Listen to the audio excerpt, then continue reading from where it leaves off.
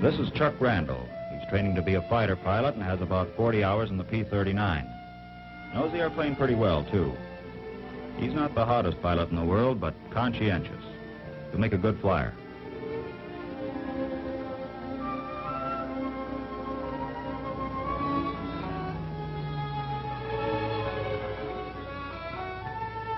Here's another of the boys. He has about as much time as Chuck, but a little different approach to his flying. For one thing, he didn't spend much time getting to know his airplane. It finally caught up with him. Coming in one day, his battery went out when the gear was only part way down. It was a funny thing, too, because the battery and generator had just been checked. Well, it meant emergency operation of the gear. He went through all the motions. It didn't feel right at all. It cranked much too easily. It didn't seem to be engaging. Reason? Well, he didn't wait to find out. He had other plans.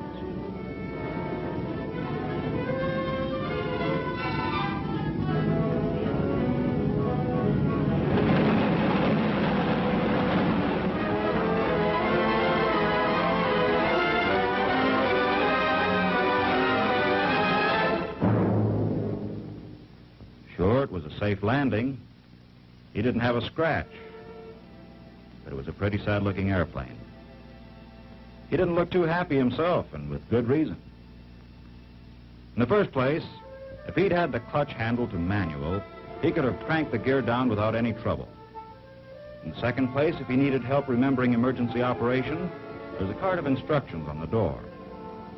In the third place, if the generator had been on, the battery wouldn't have gone dead in the first place. The moral of that story is, know the airplane you are about to pilot. Now, flying the P-39 is not a lot different from the advanced trainers you've been flying. It has more power, it's faster, and it's very light on the controls. But just as with any new airplane, the more you know about it, the better you'll fly it. Much of the information you need, you'll get from your instructor. Some of it you'll get from talking it over with other men who are in training with you. But the best reference guide is your own experience. It's something you'll always have with you. So keep it up to date. Well, now let's start at the beginning with Chuck and see what he found out. What do you say, Chuck? Okay, sir. Well, after the tech orders and a thorough check of the cockpit, I was ready to give it a try. With the tail in the air, I could see where I was going without essing. She taxied very easily with short bursts on the throttle, and I let her coast a lot. Didn't have to use much brake. Getting her in the air was all right. As a matter of fact, it was fun. I'd never flown that much power before, and I was surprised how easily she handled. But I hadn't never landed a tricycle gear job before either, so I guess I was a little uncertain about bringing her in. I could see I was coming in pretty fast, and there wasn't going to be enough runway. So I gunned her to go around again. I knew the fellows were watching, but I figured I could live that down easier than messing up a nice new airplane. Then I brought it in again.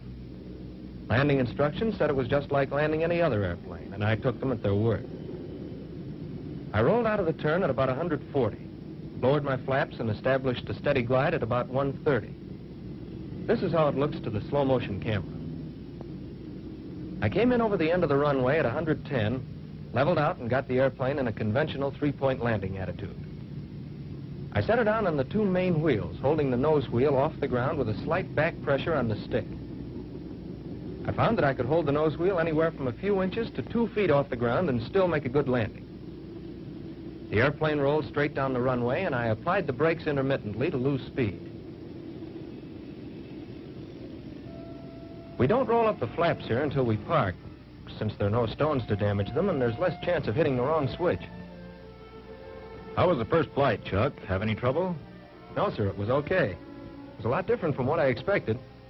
I guess you can't believe everything you hear. Depends where you hear it. You can pick up a lot of information from hangar experts, all the free dope you'll want on any airplane, and they always have it on good authority. Well, to get on with Chuck's story, he was over the first hump, but that was only the beginning. He still had a few things to learn about flying the airplane. And aside from the cockpit, there was a lot he wanted to know about the airplane itself.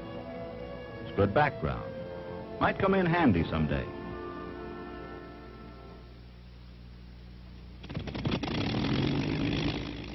I was going into my transitional training, which began with 8 engineering missions designed to get me acquainted with the performance of the airplane and the operation of its engine.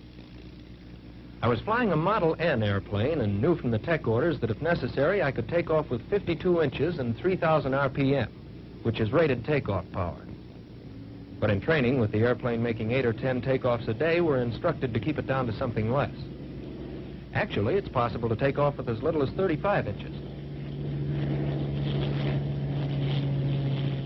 When I had sufficient altitude, I retracted the gear, and when I was up to a few hundred feet, eased back to 35 inches and 2,600. The going was smooth, and it sure felt good to be flying again. But I wasn't ready just yet to sit back and enjoy the scenery. There were a couple of things I had to keep an eye on. The press-stone temperature was under control. Oil temperature was about 70 degrees. Okay. Oil pressure about 70. Fuel pressure, okay. And I had enough airspeed, which is always a good thing to know.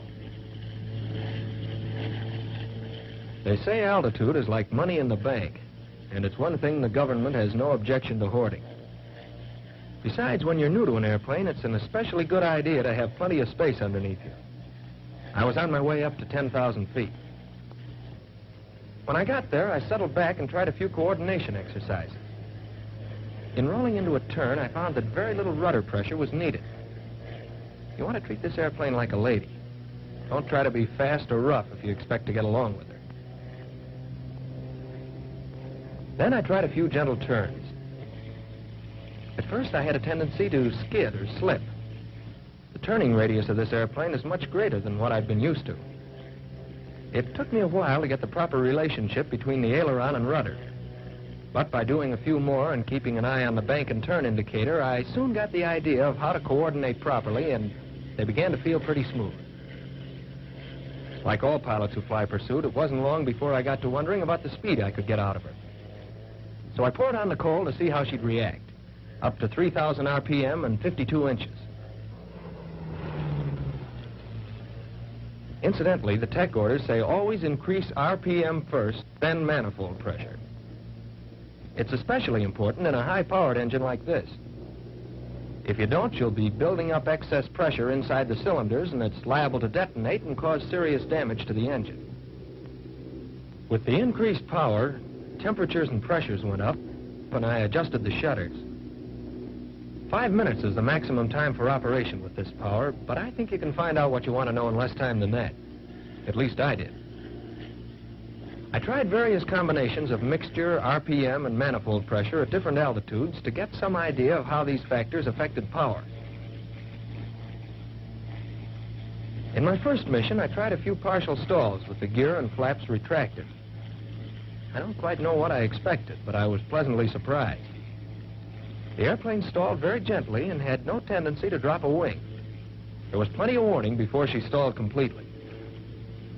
Later, I carried this a little further and did a complete stall at 10,000 feet with the power partially off. That is about 15 inches.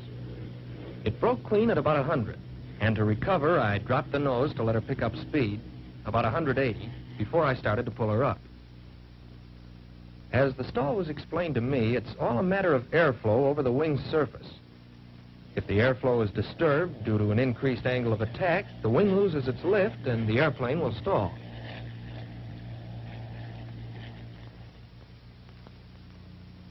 When the airplane approaches a stall, turbulence begins at the roots. And as this section begins to stall, it causes a shuddering. The tail buffets slightly from the effect of this turbulent air. The stall progresses outboard and gradually affects aileron control. Just before the stall is complete, the entire aileron becomes ineffective. In recovery, the ailerons regain control before the wing is completely unstalled. So when you first feel aileron control returning, don't let it fool you. Don't start to pull up until you have sufficient speed. Later, I tried some partial stalls with the gear and flaps extended. The stall characteristics were pretty much the same as in the clean condition, but with the stall occurring at a lower speed. With the power reduced, I pulled the stick back gently until gradually the stall point was reached. After she began to shudder slightly, at about 95, I eased gently forward on the stick. I let her pick up some speed in a shallow dive, about 140, and eased her back level. Knowing stalls is a pretty good way to get the feel of any airplane, so I practiced until I was sure of it. Then, with the gear still down, I trimmed the airplane for an indicated airspeed of 150 and tried some gliding turns for practice and landing approaches. I figured it'd be a good idea to try them first at a safe altitude where there were no traffic problems, and I could concentrate on getting the knack of a properly coordinated gliding turn. I knew that speed was important, and I didn't let it drop below 130. At first, I'd go beyond a medium bank. A steeper bank is all right, but it's easy to skid, and I wanted to be darn sure I didn't pull her in too tight. It wasn't long before I was ready to hang one on the beginning of a landing. I kept some power on and didn't cut the gun until after the turn. I could spot my landings pretty well now. Whatever uncertainties I'd had at first were cleared up after I'd made a few more.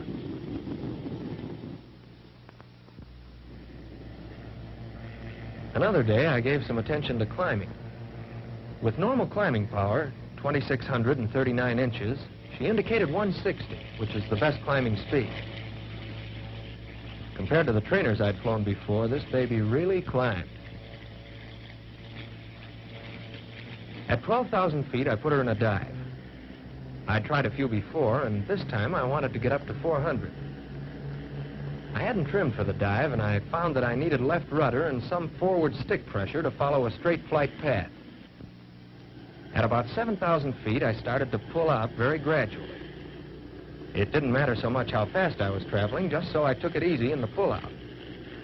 In a dive, the greater the speed, the more gradual the pullout has to be. I still had a lot to learn about the airplane, and flying tight turns was a good way to do it. It helps to develop the feeling for the airplane, which is so necessary for combat flying. It's important to be in full control at all times, and so it meant working up to them gradually. As I went along, I reefed them in tighter, and pretty soon was pulling them in almost to the stall point. I was making the turns as tight as I could without stalling out. There was a definite change in the feel of the controls just preceding the stalling condition. I could feel a buffeting on the tail, and the whole airplane shuddered. I got so I could recognize it and was able to prevent a stall by relaxing back pressure. Occasionally, I'd let her stall some, but it was easy enough to recover. The airplane unstalled quickly, and full control returned immediately. The speed didn't matter so much as the tightness of turn. The tighter the turn, the higher the speed at which I stalled out. I practiced tight turns on a number of missions and got to be pretty sure of myself, and probably a little careless. Because during one, I guess I must have pulled her in a little too tight. The airplane stalled, and I didn't relax back pressure quick enough, and I spun out of the inside of the turn. It caught me unawares, and it must have been a couple of turns before I started to recover. She responded promptly. I decided to check up on spins, and this is what my instructor had to say. In this airplane, a spin is an irregular gyration going first slow and then fast in an oscillatory pattern. The first move, when you're aware you're in a spin, is to close the throttle and go into low RPM. As soon as the direction of rotation is established, bring the stick full back, apply full rudder with the spin, and hold until ready to recover. When the airplane comes to the slow part of its gyration, apply hard opposite rudder. A moment later, move the stick full forward and apply ailerons against the spin. As soon as the rotation stops, usually about 3/4 of a turn, it'll begin to recover in a steep dive. Neutralize all controls and wait until the airplane picks up speed and feels normal. Then gradually start to pull up, and recovery is completed. In the P-39, as in most airplanes, a spin is easily and quickly recovered from, if not permitted to progress too far. I was familiar with the feel of the basic maneuvers and could coordinate each of them pretty well. Next, it was a matter of combining them, and the Lazy 8 was a good way to do it. It's a valuable maneuver for developing coordination, since it involves motion about all three axes of the airplane at the same time and through a wide range of speeds. I started them from cruising, pulling up in a bank not more than 70 degrees at the steepest point, with a minimum airspeed of 160 at the top of the arc and not exceeding 300 at the center of the 8. When I could do a good job of these, I felt I was well on my way to mastering the airplane. Next came the two-plane element, flying with my instructor. We talked it over first on the ground and checked on signals. We took off individually and got into formation in a gentle turn. In loose formation, we climbed to a safe altitude. At 10,000 feet, I trimmed out the ship and pulled up into formation on signal. Keeping it fairly loose, we tried some gentle turns. I was flying on the inside and found that at first I had a tendency to over-control.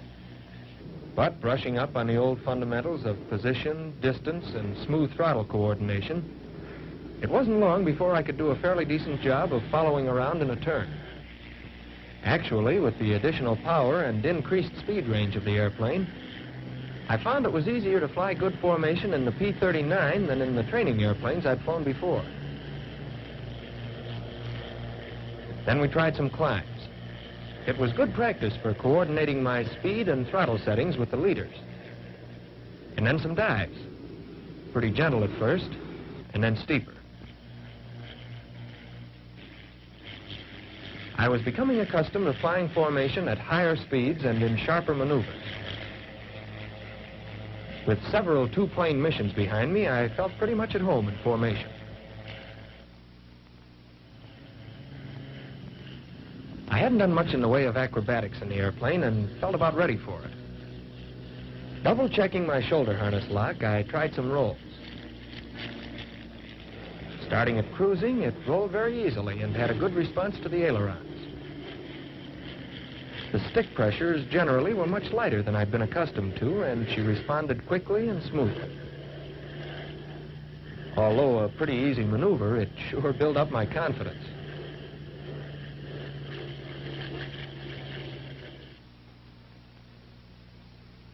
Then came loops. During this maneuver, the airplane flies through two speed extremes, high at the beginning and end, and low at the top. Trimmed for cruising, I applied left rudder as I pulled up. As the speed decreased, I relaxed rudder pressure. As the airplane continued up, I applied right rudder. On the downward arc, as the speed increased beyond cruising, I relaxed right and gradually applied left rudder. Straight back on the stick fairly hard so as to maintain sufficient speed to carry me through at the top. Nearing the inverted position, I relaxed back pressure slightly and stretched my neck backward as far as possible to see the horizon when it appeared. I could use it as a reference in keeping my wings level. Then on down and around. After more acrobatic practice, I felt I could handle the airplane in all attitudes and was confident in trying my hand at more advanced maneuvers. Something my instructor said helped. With proper instruction, you should feel no apprehension about attempting almost any maneuver. And you'll find that very often fear of the unknown is removed by deliberately doing what you're afraid will happen.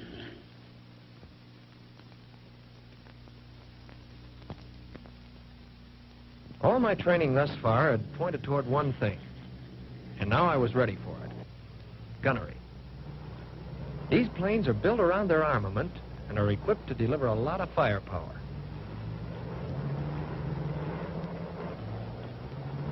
First, I tried my hand at ground targets.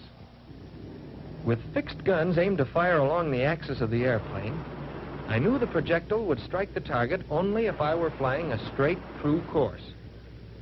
It meant having the ball in the center. With the ship in a skid, there was a horizontal component, and I hit to one side of the target. And the speed I was traveling at was important, too. Below the recommended speed, the airplane was inclined above the flight path. At higher speeds, it was inclined below the flight path, introducing a vertical component. I started at 2,000 or 3,000 feet in a steep dive and flattened out to make an approach at 15 to 25 degrees to the horizon. I found I could come down pretty close and still not have to pull out steeply or abruptly. Next came water targets, and here I had to be even more careful in my pullouts. I didn't hit very much at first, but I was told not to be too concerned. Accurate judgment of speed and timing in pullouts can only be attained with many practice runs. Since this airplane has proved an effective weapon for attacking ground objectives, my training included low-altitude flying and simulated strafing. Then came deflection gunnery practice on aerial targets, making dry passes at another ship. I started with a small amount of deflection, turning to keep lead on the target. Gradually, I increased the speed and narrowed the angle. And it soon became evident that my practice in tight turns was time well spent. Just lately, I've been practicing with live ammunition on a towed sleeve, which brings me pretty well up to date. As a matter of fact, I'm due for a mission right now. So long, fellas. See you around. Thanks, Chuck. You men going into training in this airplane will probably cover much the same ground, perhaps in much the same way. You'll be flying an airplane which is fast and powerful. It is sensitive to the controls and quick to respond. Know thoroughly its characteristics, and when you join the men now in combat, your job will be easier, and like theirs, well done. For in the various war theaters, the record shows that when American fighting men, in fighting airplanes, set out for an enemy objective, the report is sure to be mission accomplished.